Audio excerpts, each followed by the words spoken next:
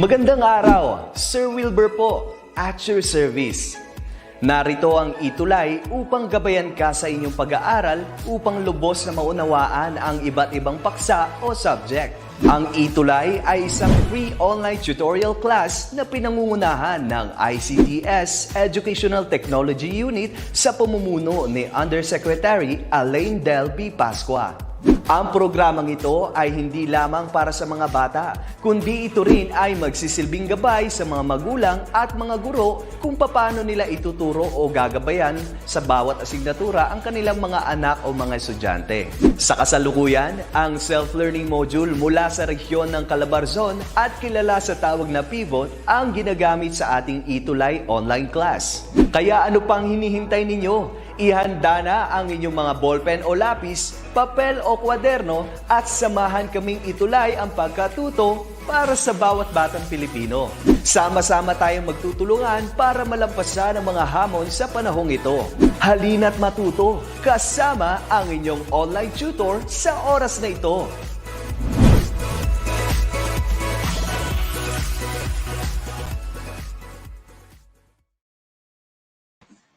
Hello po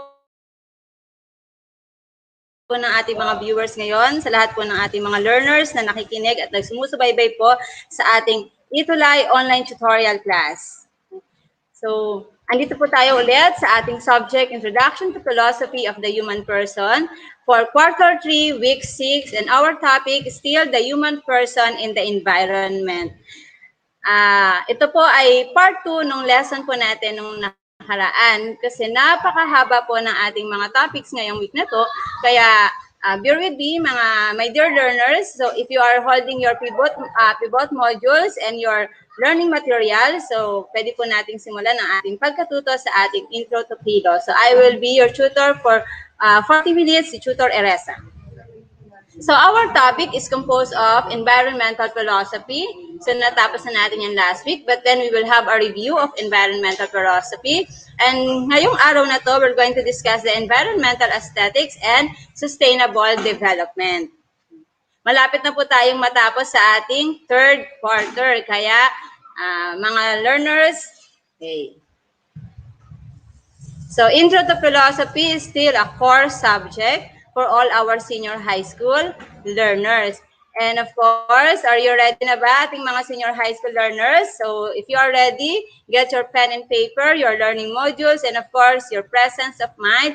And if you have some comments and reactions and suggestions, you can type it in your comment box. Okay? Mababasa po siya para makita rin natin. And later, we can have an interactive discussions mamaya sa ating assessment exam. So in quarter 3, week 6, as the topic per se, the human person in the environment. So ano na ba ang nangyayari ngayon sa ating paligid? No? Kasi last week, nagpakita ako ng iba't ibang mga pictures kung ano na ba ang nangyayari ngayon sa surroundings natin. Ramdam na ramdam yan natin ngayon kung ano na ba yung nangyayari. And sa science, tinatawag natin itong climate change. No? So nararamdaman nyo ba yung sobrang init ngayon? Ang tindi. Noong nakaraan lang sa Facebook lang nabasa ko 40 degrees Celsius ang Zambales, no? Talagang sobrang taas ng init ng heat index ng Zambales. Ito lang week na to. Even today, sobrang init kanina. Kaya nga ngayon, hindi ka na makalabas ng bahay mo kapag tanghaling tapat. Talagang feeling mo magkakasakit ka na sa sobrang init. And for now, isa sa mga changes din na nangyayari sa atin, yung health conditions natin, uso ngayon ang heat stroke, ang cardiac arrest, ang dami-dami mga sakit, ubo, sipon sa mga babies, no, na nangyayari ngayon. And of course, we are still in the midst of pandemic, COVID-19. Kaya, ang laking factors na nangyayari sa environment natin ngayon sa topic na to, so very timely siya, no? The human person in the environment. Sabi nga dito, human beings as a steward has to show care for our environment and not destroy it. Kaya nga, my dear learners, as a senior high school, we need to take care of our environment. Always remember that we are the stewards of our environment and we need to do something about it. So let's find out how to take care of it, no, of our environment. Okay.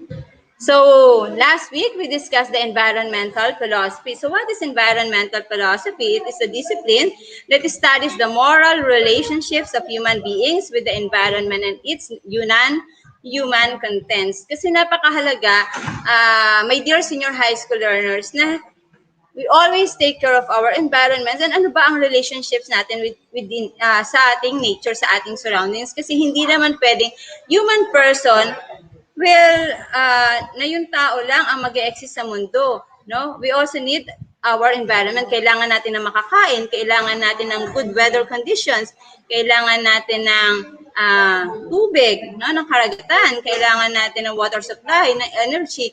So all of it comes from our environment, from our natures. So if we're not going to take care of our environment, what will happen to us, no? Kaya napakahalaga po, part of philosophy, yung pinapasok na itong environmental philosophy is for us to have a study kung paano ba natin pangangalagaan ng ating kalikasan at paano ba tayo magkakaroon ng moral relationships, paano ba natin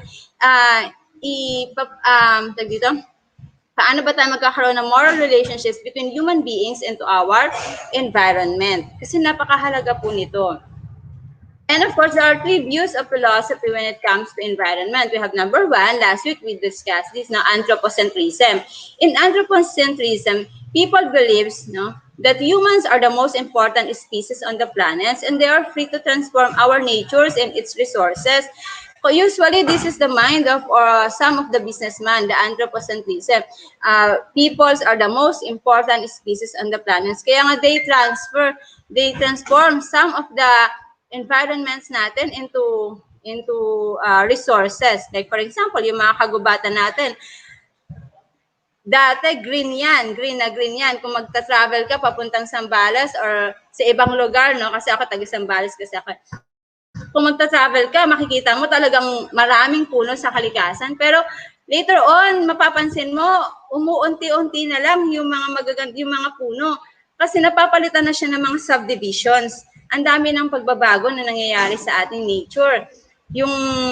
Kung mapapanood natin, yung lumang video ng Ilog Pasig na napakaganda, no, na pwede mo pang languyan, pero later ano nang nangyari?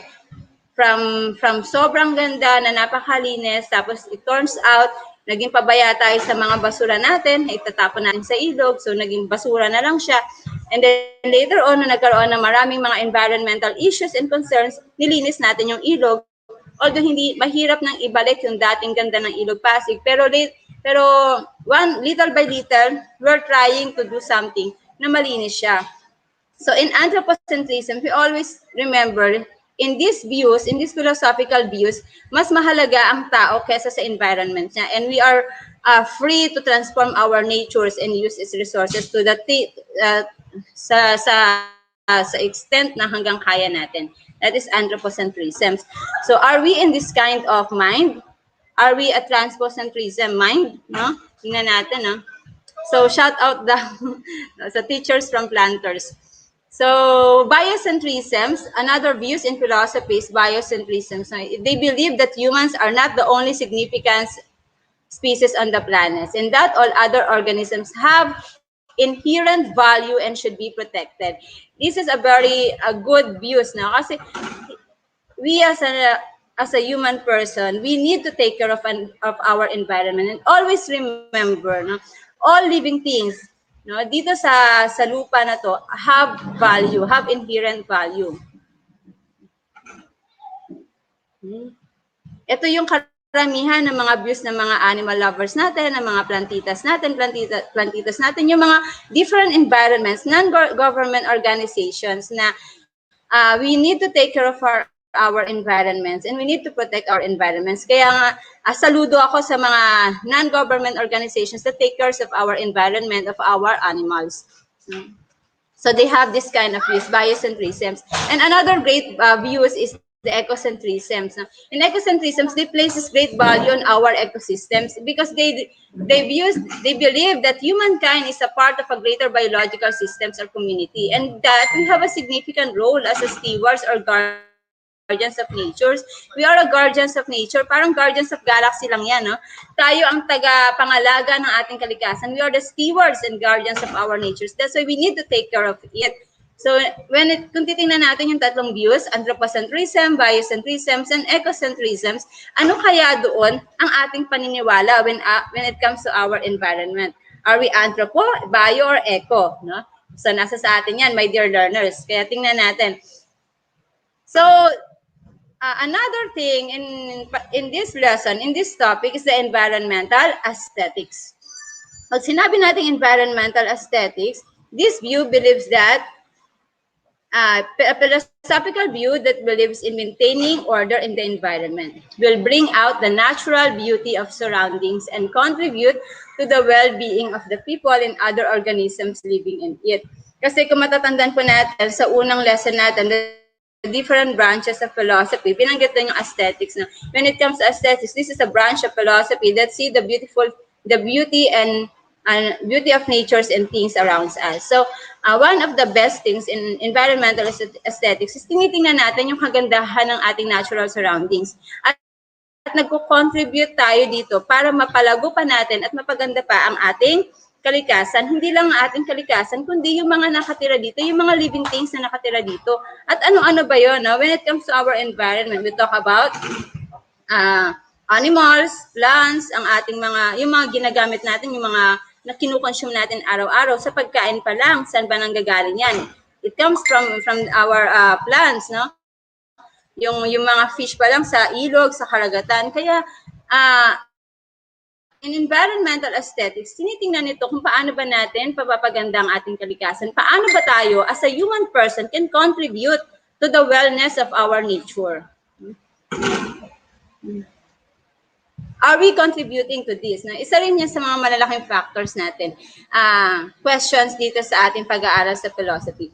Actually, kung hawak po ninyo ang inyong learner materials ngayon, may mga questions yun. There are different exercises in our modules that tells us kung paano nga ba natin mapapangalagaan ng ating kalikasan at kung ano ba yung mga ginagawa natin to take care of our environment.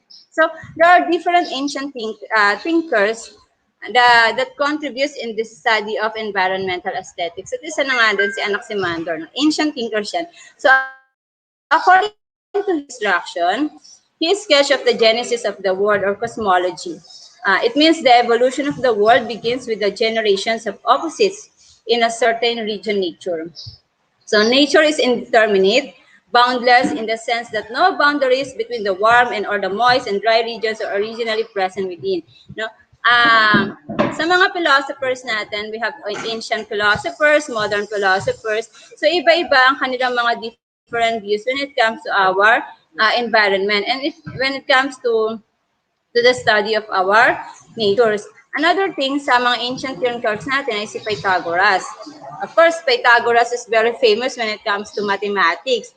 Pero sa philosophy, isa to sa mga sinasabi niya, no? He described the universe as living embodiment of nature's order, harmony, and beauty. So, he sees our relationships with the universe involving biophilia, love of other living things, and cosmophilia, love of other living things. So, napakaganda ng kanyang thinking when it comes to environmental philosophy. So, he described the universe as a living embodiment of nature's order, harmony, and beauty. Are we this kind of ancient thinkers na ganito ba tayo, kagaya ba tayo ni Pythagoras? Are we thinking, thinking the beauty of our natures, yung maging maganda ang kalikasan natin? Do we have this love of other living things or are we only loving ourselves? Tingnan natin yan.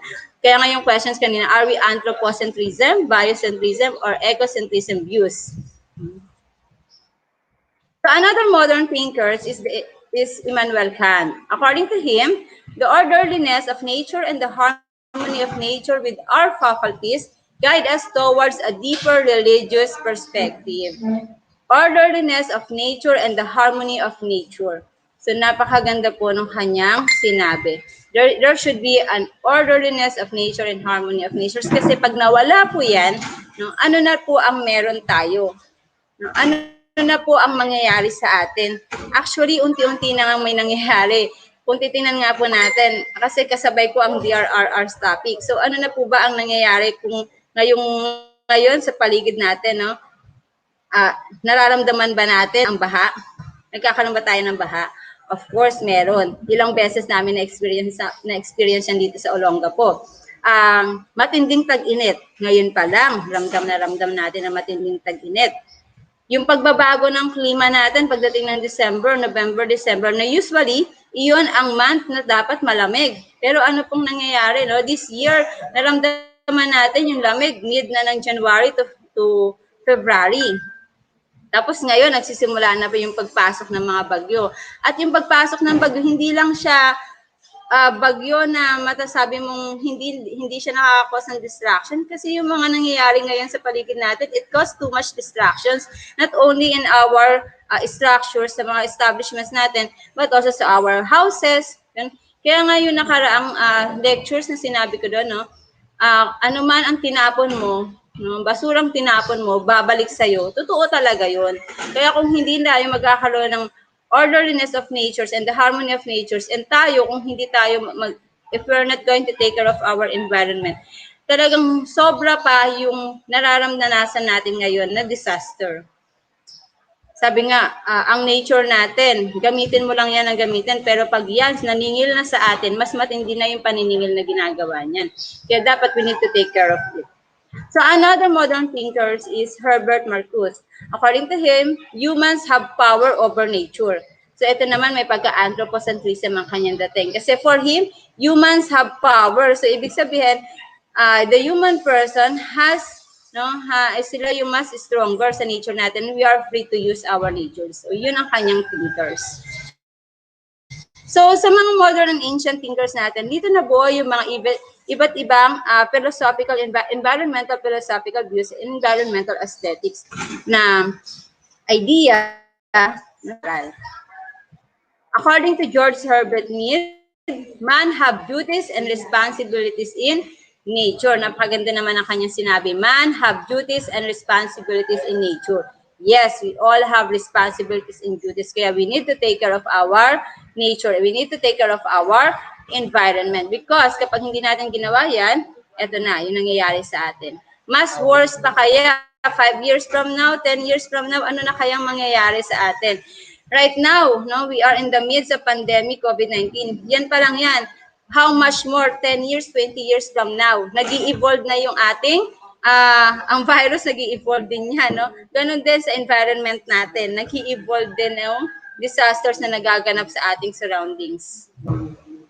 So then, after this kind of environmental aesthetics, we now proceed to sustainable development. Sustainable development, it means development that meets the needs of the present without compromising the ability of future generations to meet their own needs.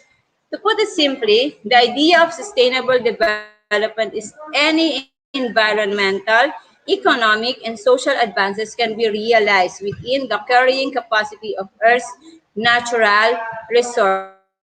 Na sustainable development kasi hindi naman talaga natin maiiwasan na hindi gamitin ang ating nature. Saan ba natin dito pa nga lang sa paggawa natin ng module, ano ba ang kailangan natin? Papel. Saan ba gawa ang papel? Sa mga punong kahoy, no? Kapag kakain ka sa mga fast food, yung mga pinaglalagyan niya, saan ba galing yung mga yan? Yung mga ginagamit natin ngayon, saan ba galing yung mga yan? Siyempre, it comes from nature. Kaya, imposibleng hindi natin gamitin ang ating kalikasan. Ngayon, sa paggamit natin sa kalikasan, ano ba ang pwede natin gawin out of it? No? Kaya lumalabas itong mga different sustainable development plan or different sustainable development activities, no, na nagka-come up tayo sa mga ganito kasi hindi nga natin maiiwasan na gamitin ang ating nature. Yun nga lang, sa paggamit natin, dapat we need to become responsible. Kung kailangan mo ng puno para gumawa ng papel, dapat tumbasan mo rin yung pinutol mong puno. Kaya magtanim ka, no? Palitan yung punong tinanggal mo. Pero hindi naman kasi ibig sabihin na magpuputol ka ng puno, lahat na ng puno dyan, puputulin mo. Siyempre, kailangan din natin, kasi saan ba nang oxygen natin? syempre galing yan sa ating mga plans natin. So kailangan we need to become responsible, and this comes up the sustainable development activities, sustainable development plan. Sa ating mga learners po na may hawak ng module ngayon, may mga activities doon, essay writing activities and poster making activities on how are you going to show this kind of sustainable development activity. No? So there are different principles of sustainability. Number one is environmental integrity. According to this environmental integrity, this is any human activities or economic advances should not unduly disrupt the environment and human communities located in the area. The environment should not be drastically impacted by human activities or economic advances should not unduly disrupt the environment and human communities located in the area. Environmental integrity. Another thing is economic efficiency. This is to ensure that there is minimum to zero waste in using our natural resources. Minimum to zero waste in using our natural resources. Kaya nga sabi ko kanina, hindi talaga natin maiiwasan na hindi gamitin ng ating nature. Ngayon, ano ang pwede nating gawin kapag ginamit natin siya? Kailangan nating palitan ang ating ginamit. No? Kaya nga alam niyo yung mga different organizations na yon or different establishment na gumagamit ng mga recyclable products. Saludo ako sa inyo kasi hindi talaga natin maiiwasan yung pagtambak ng basura. Pero hanggang maaari na marirecycle natin yung mga basurang ito from biodegradable to non-biodegradable at kung yung mga pwede pa nating magamit, no, ay ginagamit natin or nire-recycle natin into another products, maganda yon, na magandang activities yun, magandang pwede rin yung source of income. Kaya saludo ako sa mga ganun kasi may mga nakikita ako sa Facebook, yung may mga ibang country ginagamit nila yung mga plastics, yung mga waste materials na mga non-biodegradable waste materials, yun yung ginagamit nila sa kalsada, paggawa ng kalsada. Tapos yung mga ginagamit sa mga paghahalaman, no, yung mga paso, instead na bumili ng mga mamahaling paso, yung ginagamit nila yung mga cans, yung mga pinaglagyan ng water, no? So maraming mga ways na ginagamit just to recycle yung mga use na ginagamit natin. Kasi para ma-lessen yung mga basura, tapos makatulong tayo sa inang kalikasan. We have this what we call equity. It refers to conserving our natural resources so that the future generations will still be able to use it. Kaya nga kanina yung tanong ko, 10 years, 20 years from now, ano na kayang itsura ng environment natin?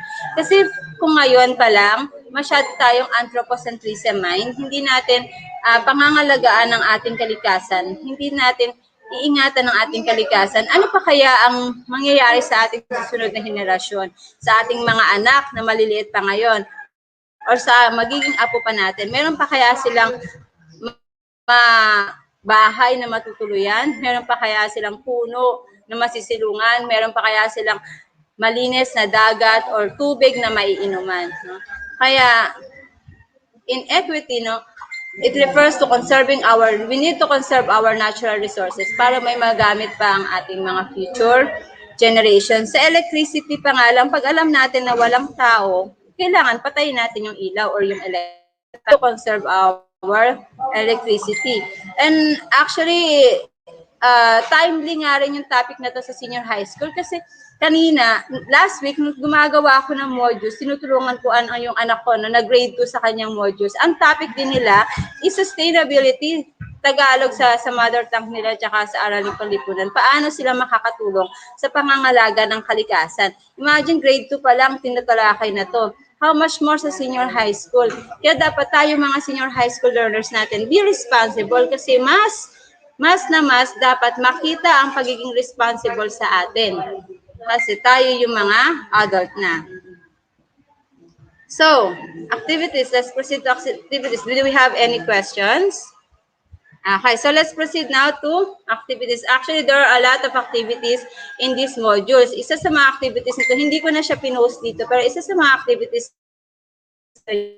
yung poster making, paggawa ng poster regarding sustainable development, ano yung plano natin para mapaganda ang ating kalikasan, maibalik ang ating kalikasan sa dati niyang itsura, essay writing on sustainable developments, at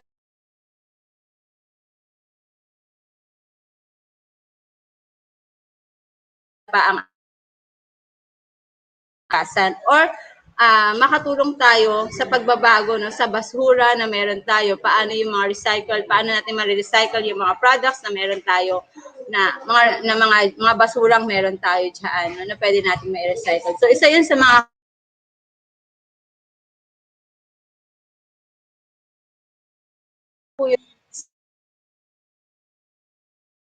basta susundan nyo lang yung rubrics. No? Sa poster, wala namang nasisiro sa poster. Basta susundan nyo lang po yung rubrics kasi yung rubrics natin, naka-attach na siya sa ating pivot modules or sa ating hawak na modules o learners materials.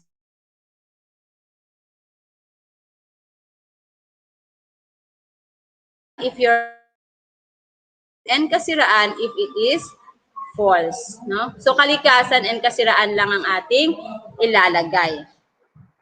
We have number 1. Sabi, anthropocentrism focuses on the part of humankind as a stewards or guardians of nature.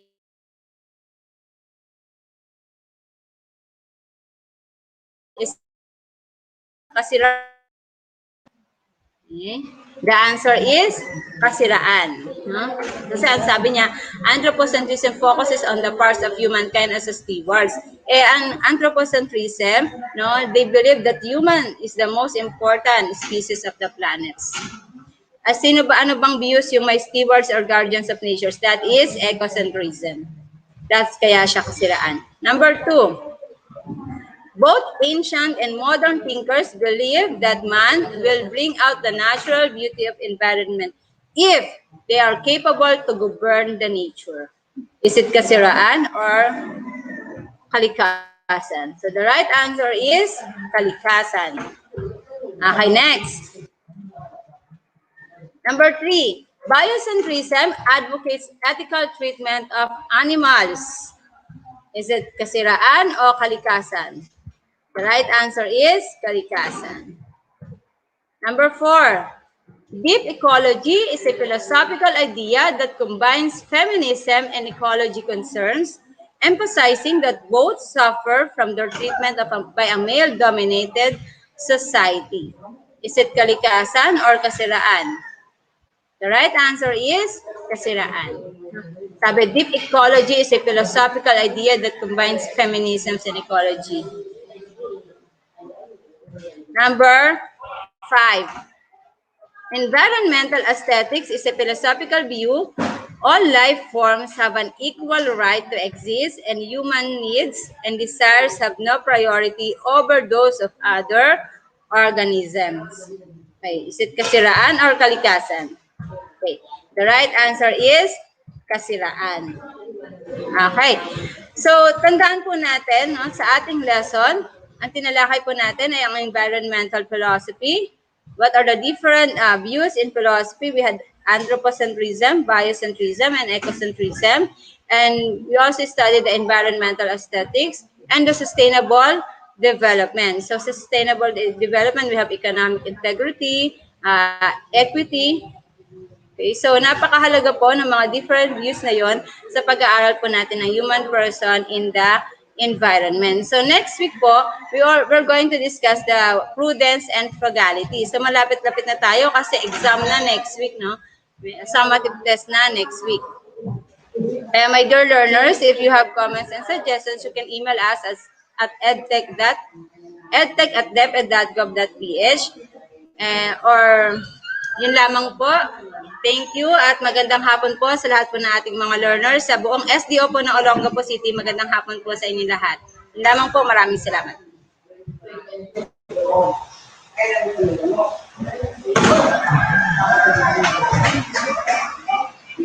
Paalam!